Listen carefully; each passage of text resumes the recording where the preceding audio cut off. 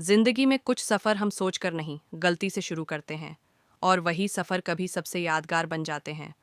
कुछ दिन पहले मैं छतरपुर एक प्रोग्राम के सिलसिले में गया था। वापसी भोपाल जाना था और मुझे बस का सफ़र पसंद नहीं, क्योंकि बस में मुझे उल्टी आती है, घबराहट होने लगती है। इसलिए मैंने ट्रेन का प्लान बनाया। ट्रेन शाम 5 बजे की थी। मैं सिर्फ 10 मिनट लेट हुआ और ट्रेन छूट गई। सुबह तक कोई ट्रेन नहीं थी, तो सोचा किसी और रास्ते से भोपाल निकला जाए। ललितपुर जाने वाली ट्रेन मिल गई, रात 7 बजे, और मैंने रेड बस ऐप से उदयपुरा से भोपाल की बस बुक कर ली और मैं उदयपुरा, उत्तर प्रदेश उतर गया।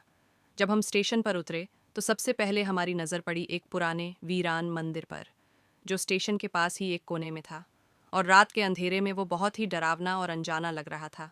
रात के 11 बज रहे थे। प्लेटफॉर्म पर कुछ लोग थे जो अपने परिवार को ट्रेन में बैठाने आए थे। हमने हिम्मत करके उनसे जाकर पूछा, भैया, यहाँ से वर्मा ट्रैवल्स किधर है? हमने उसी से भोपाल की बस बुक की है।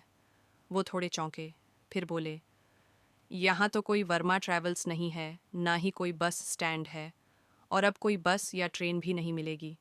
आपको अब सुबह तक रुकना पड़ेगा। हम घबरा गए। फिर उन्हें अपना मोबाइल दिखाया, जिसमें रेड बस की बुकिंग थी। उन्होंने ध्यान से देखा, फिर बोले, भाई साहब, आप अभी उत्तर प्रदेश में हो और आपने बुकिंग कर दी है मध्य प्रदेश के उदयपुरा की। ये सुनकर जैसे पैरों तले ज़मीन खिसक गई। हम समझ ही नहीं पाए कि अब क्या करें। जब लगने लगा कि अब कोई उम्मीद नहीं बची, तभी प्लेटफॉर्म के एक कोने से एक व्यक्ति हमारी ओर आया। उसने मुस्कुराते हुए कहा, क्या हुआ भैया, कहाँ जाना है? हमने पूरी कहानी उसे बताई। गलत बुकिंग, कोई साधन नहीं। रात गहराती जा रही थी। वो चुपचाप सुनता रहा, फिर बोला, मैं पास ही एक पावर प्लांट में असिस्टेंट मैनेजर हूँ। अगर चाहें तो मेरे साथ चलिए, आप आराम कर सकते हैं। सुबह मैं अपनी गाड़ी से आपको ललितपुर छोड़वा दूंगा। हम थोड़े डरे हुए थे, पर उसकी आंखों में सच्चाई और इंसानियत झलक रही थी। हम उसके साथ चल दिए। जब हम पावर प्लांट के परिसर में पहुंचे तो वहां का नज़ारा हैरान कर देने वाला था। चारों ओर रोशनी, हरियाली और सुंदर घर, मानो किसी छोटी सी शांत नगरी में आ गए हों। उसने हमें अपने 5वीं मंजिल वाले फ्लैट में ले जाकर बिठाया।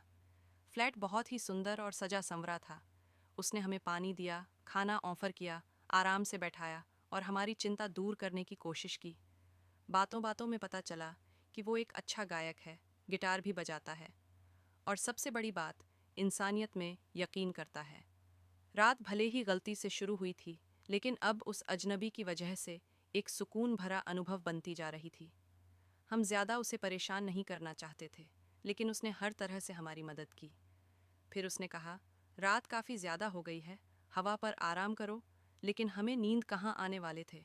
हम लोग आराम करने लगे और सोचने लगे, पता नहीं क्या हुआ, कैसे होगा। वक्त का पता ही नहीं चला और सुबह के 4 बज गए। सुबह 4 बजे उसने अपनी गाड़ी मंगवाई, हमें गले लगाया और मुस्कुराकर कहा, अपना ख्याल रखना। उनसे कहते वक्त हमारा दिल बहुत बेचैन हो रहा था कि इनका शुक्रिया अदा कैसे करें। फिर हमने उन्हें धन्यवाद कहा और कहा कि आप भोपाल जब कभी भी आओ तो हमें सेवा का अवसर ज़रूर देना, और हम उन्हें अलविदा कहकर चल दिए। जब हम ट्रेन में बैठे भोपाल के लिए, तो सिर्फ उसी की बातें याद रहीं। आज भी दुनिया में फरिश्ते होते हैं जो बिना मांगे मदद करते हैं, जो किसी गलत बुकिंग को ज़िंदगी का सबसे सही मोड़ बना देते हैं।